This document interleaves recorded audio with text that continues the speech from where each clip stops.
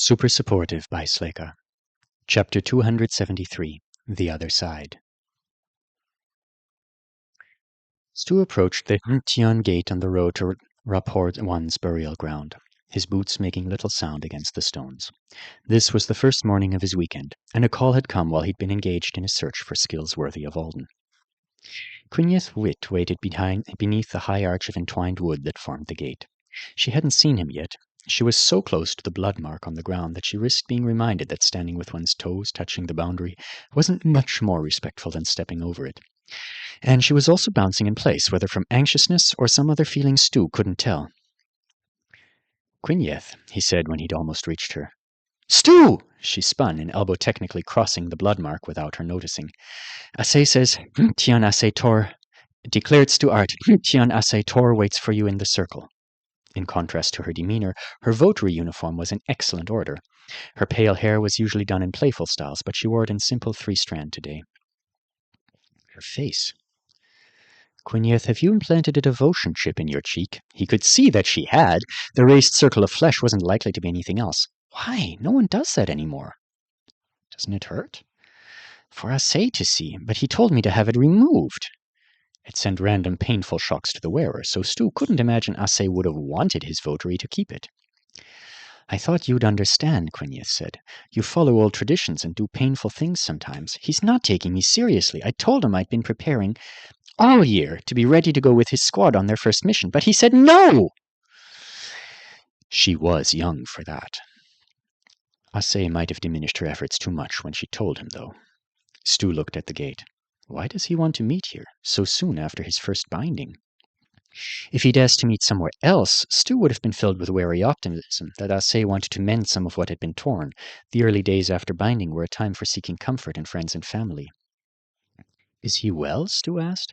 "I thought he'd call me for his last spell. I was sure he'd call before he went into the woods, at least. I even thought he might write a letter asking me to keep vigil for him that night."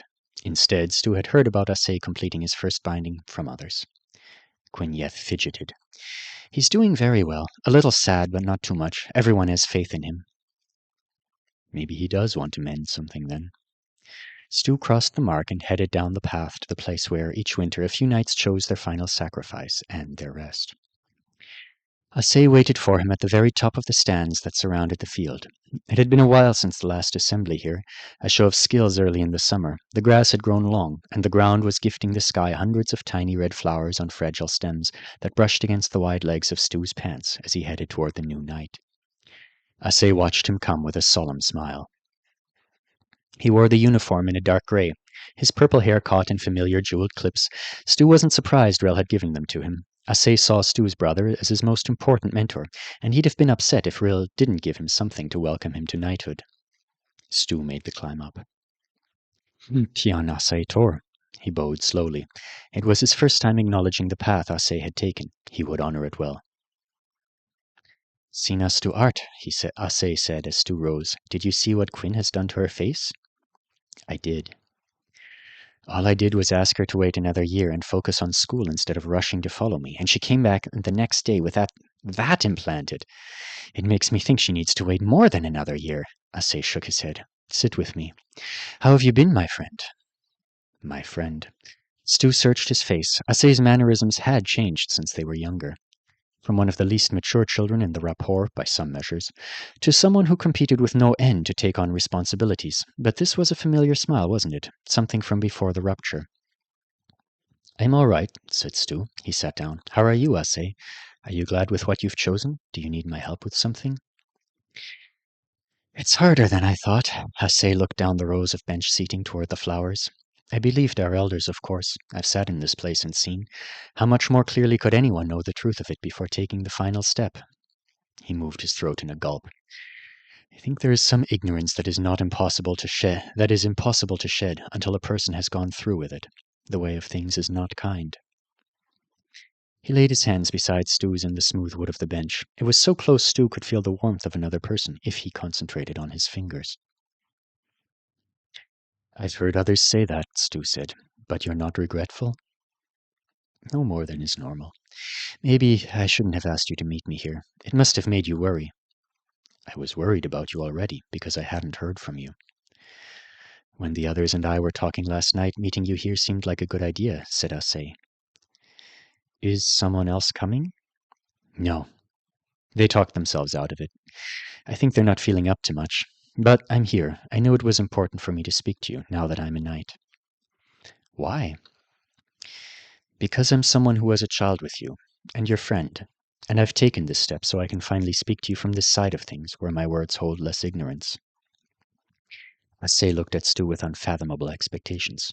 Do you want to ask me anything? Stu peered at him. This is a strange opening. Is he inviting me to seek his support? Or an apology?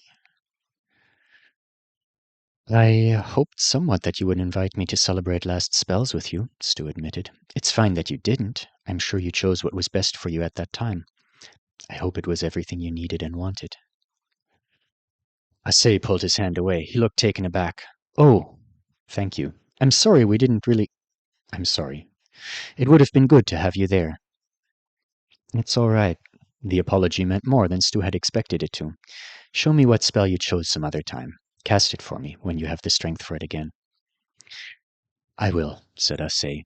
Stu moved his hand a little, inviting Ase's back. Ase caught the gesture. Stu knew by the flick of an eye that no longer wore its ring. Ase spoke swiftly. Stu, I'm here to tell you no. The sting of realization.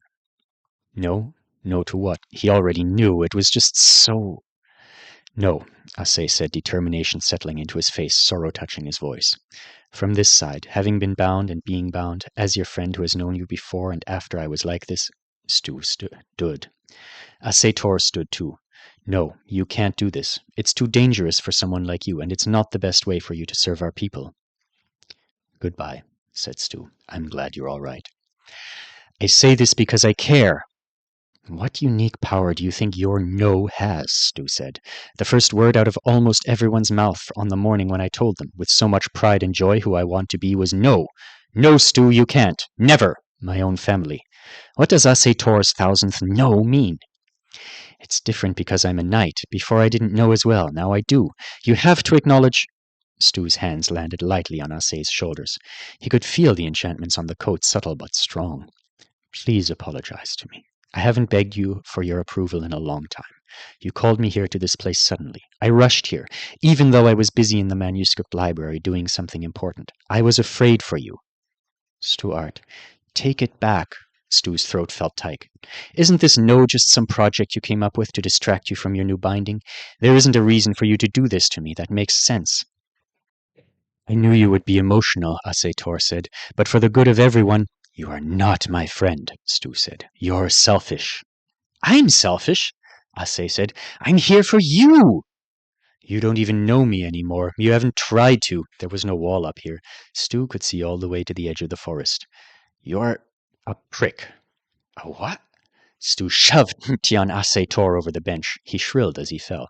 The uniform made it harmless to his body. The mother was here, if he'd somehow gotten the only malfunctioning knight uniform ever made. Look it up, shouted Stu as Ase hit the ground lightly. It is not a compliment. He refused to let a single tear fall on the way back home. Victor, my dude, look at you. You're slimming down. Good cat. The scarred orange cat gave Alden a perfect look of annoyance as Alden pulled him out of his carrier. I missed you. He's thinking of biting me. Victor pressed his head into the back of Alden's hand for a greeting. Aw, thank you. I've bought you so much stuff. You're a rich man now. I see who you really wanted a visit from. You already got your hello, Aunt Connie. Alden continued to pet his cat. She'd just arrived at the TC, and they were both surrounded by the things she'd brought. The antlers from the storage unit, Alden's favorite jardinara, a few presents, and whatever else she had in her bags. My old computer? He asked. I've got it for you, she said. I really wanted my playlists off it. Thanks for hauling all of this with you. I'm sending you back with almost this much. It's no trouble. Her hair was in a ponytail. Her jeans were tucked into the soft boots she'd said were only for around the house when she'd bought them a couple of years, because they were too ugly for anywhere else. Are you planning to walk down the aisle in those? Connie looked at her feet. I just might. Come on, we've only got the day together. He'd thought a lot about it. There were so many things he could ask her or tell her, arguments, apologies, and heart-to-hearts. Let's just have fun. He put Victor back in the carrier. I'm up for that, Connie said cheerfully. How's your break been? Good. He led the way toward the exit. I ended up with more to think about and do than I expected. But yesterday I bummed around the apartment with Lute, tried to learn to play guitar. How's life with Brody? I haven't messed it up yet. He thought she wasn't quite joking. I do get a lot of questions about you from his relatives. A superhuman's more exciting than me. Says who? Those people don't get any mac and cheese at the next family event. I brought you the recipe notebook, she said. You seemed interested in it, so I made myself copies of everything. You're giving me the original? Your mom wrote on some of them. Mostly random notes like half the butter. There's one that says no onions for Alden. Guess you didn't like them when you were little. Victor turned in his carrier, his tail briefly making an appearance through the bars. There's a cat in there, a girl trotting by with her hand gripped in her mother's exclaimed. Mom, that man has a cat! You're not going to mess it up, Aunt Connie, said Alden. We'll see. I'm trying. I got a ritual fertility ember from an Artonan thing I went to. I'm supposed to bury it outside my future home. You got what? Lute and Connie hit it off within minutes. Before Alden had finished sorting through everything his aunt had brought him, Alia Velra started catching insults from a woman she'd never met, and ownership of Lute Velra's Christmas present, a gift basket stuffed with expensive art supplies, had been transferred to Brody's nieces. Alden thought that Lute could still use all of it without forgiving his mother and grandmother, but Lute disagreed. Yesterday he'd been talking about Alden building a contraption with his skill to catapult the art stuff as far as rapidly possible, so this was a positive turn of events. The nieces getting to color with professional materials sounded better than Alden becoming the guy who rained hundreds of markers down on Apex. Alden's own gift basket from Aulia had arrived along with Lute's. It was full of premium event tickets he hadn't bothered to look through yet. The girls came over for lunch. Supposedly it was to say hello to Connie, but the way they all rushed toward Alden's room to baby Victor and offer him treats, Natalie revealed their true intentions. They used to come over to my intake apartment and have their fancy coffee drinks with him, Alden explained to Lute. Victor had been sticking to the calm safety of the bedroom all morning, but he followed Natalie out, weaving around her ankles for 10 minutes before he finally decided to start his exploration of the rest of the apartment. Are you worried about him? Emilia asked, probably noticing how often Alden's eyes lingered on the cat. I'm going to be gone sometimes. I don't want to leave him in a new place if he hates it. I'll watch over him when you want. I volunteer to kitty sit, Natalie said. Our apartment allows pets, said Hadiza. Victor leapt easily up onto the kitchen counter and started checking out the sink. You hear that, Victor? You've got options. We'll be all right no matter what comes up. Alden had to take his aunt back to the TC that night. She held on to him and demanded that he drive the Nonagon like they were at a theme park. He managed to keep everything he was responsible for on board. Her cell phone would never be seen again, though. You okay, baby? She asked later, standing in front of the departures hall with his arms around her. This is a long and your heart's really going. Yeah, I'm okay. He stepped back. Final instructions. See how Beau's present is in a bag that says Happy New Year's? That's because he can't have it until then. Don't give it to him early. I should be able to handle that much. Jeremy's levitator discs are heavy. I've got 'em. I have to make an appointment and go in person to the Chicago House of Healing to pick up the first aid kit I ordered for you.